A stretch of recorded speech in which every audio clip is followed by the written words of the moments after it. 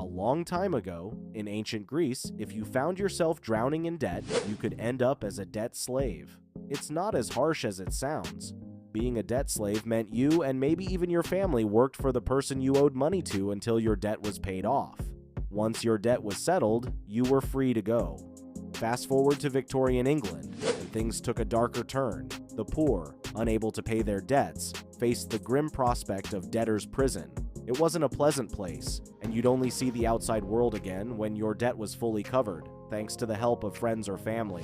Some debtors' prisons operated like workhouses, where you not only worked to pay off your debt, but also earned your keep for room and board. Now, let's shift our focus to the present day. We're not talking about ancient Greece or Victorian England, but bankruptcy, a concept that's on the rise. In simple terms, bankruptcy is like a legal reset button for individuals or businesses drowning in debt today. It's not about dramatic scenarios, but rather a way to give people a fresh start without the chains of overwhelming debt. But let's shift our focus to the United States. We're diving into the basics of how personal bankruptcy works there, and guess what?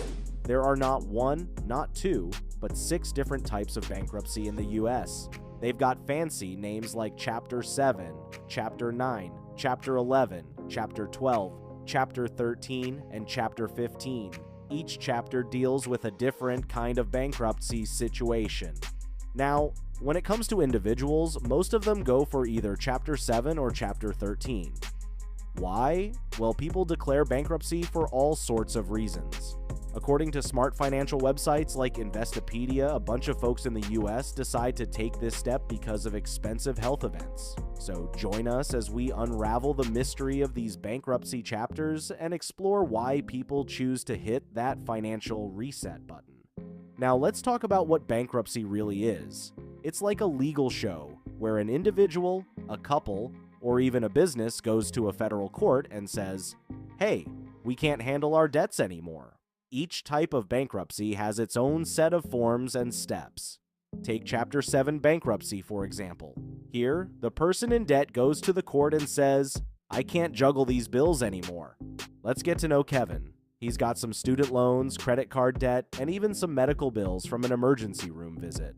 Life was cruising along until he lost his job 5 months ago. Despite moving into his parents' basement and taking up temporary gigs while job hunting, Kevin fell behind on bills. Facing this tough situation, Kevin decides to file for bankruptcy. Now, before jumping into the legal stuff, he has to go through government-mandated credit counseling. There's a list of approved agencies that offer this at a reasonable cost, maintained by the U.S. Trustee's office. Once Kevin finishes counseling, he needs to file a certificate along with other bankruptcy forms. Here's where it gets a bit paperwork heavy. Kevin has to fill out forms that spill the beans on his financial situation.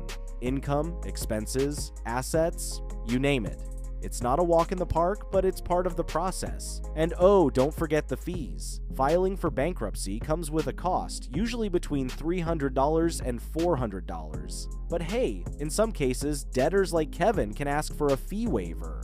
Now, for Chapter 7 bankruptcy, there's a key requirement. The debtor should be in a financial pickle with no income to even chip away at their debts. It's like a financial safety net for those who are really struggling.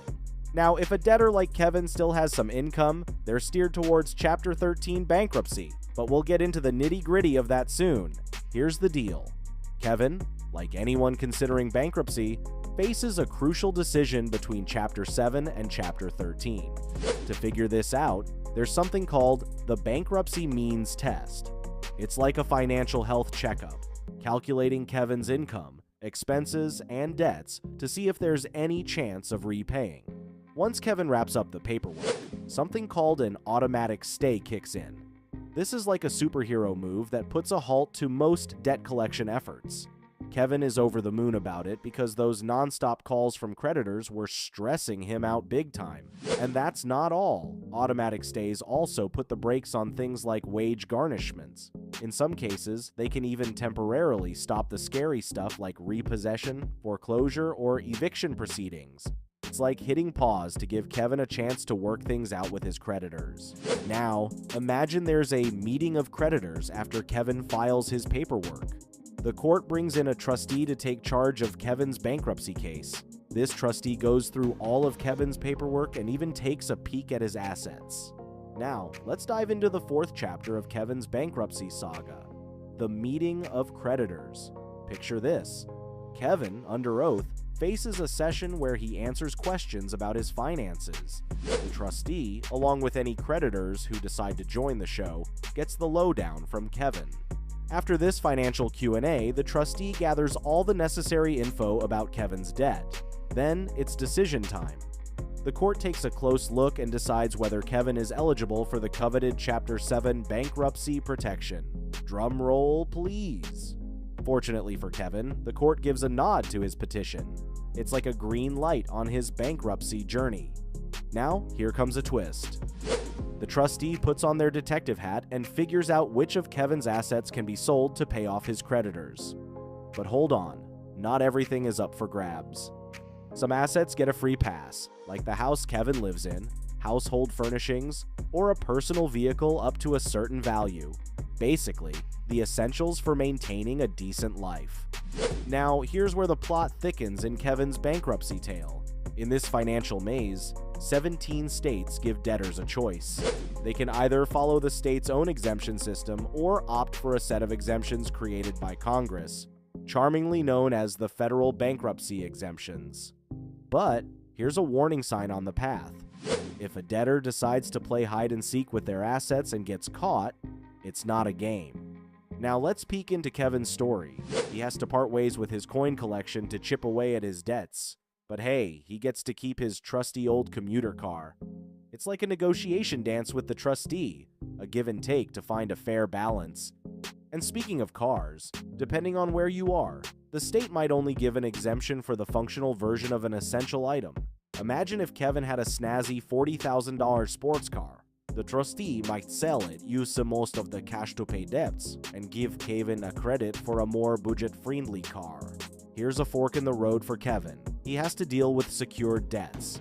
It's like a game of chess. Either he hands back the collateral or property, or he reaffirms the debt, committing to keep making payments. If Kevin had an overdue car note, it's decision time. Let the car be repossessed or catch up on payments to keep the wheels turning. And now, we've reached the final act of Kevin's bankruptcy journey. The last step is like the cherry on top. He has to complete a debtor's education course and show the court a certificate proving he's aced it. Within 3 to 6 months after Kevin filed for bankruptcy, he gets the golden ticket, his discharge notification. This magical piece of paper means the automatic stay is lifted, and Kevin is on the road to financial freedom. A few weeks after this financial milestone, Kevin's case is officially closed. His unsecured debts, like credit card balances and medical bills, take a bow and exit stage left. But hold the applause. Kevin still has to face the music for his student loans. They're not going anywhere.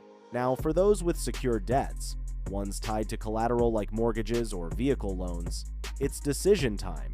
If you're current on payments, you can either let the creditor take the property, discharging the debt, or keep the property and stick to the original payment plan. Now, Chapter 13, Bankruptcy. Instead of selling off assets and saying goodbye to debts, debtors like Kevin opt to reorganize their debt. They establish a 3-5-year plan for repayment, making monthly payments to a court-appointed trustee. It's like putting all debts into one basket. The trustee becomes the financial conductor, distributing money to creditors, and the debtor doesn't have to deal directly with them. In this Chapter 13 drama, debtors may have a chance to stop foreclosure proceedings and catch up on overdue mortgage payments. Negotiations might happen for new terms on vehicle repayment, and payment plans for past due income taxes, child support, and spousal support can get a makeover. So if you have more doubts, leave it in the comment section. Don't forget to hit the like and subscribe button as well.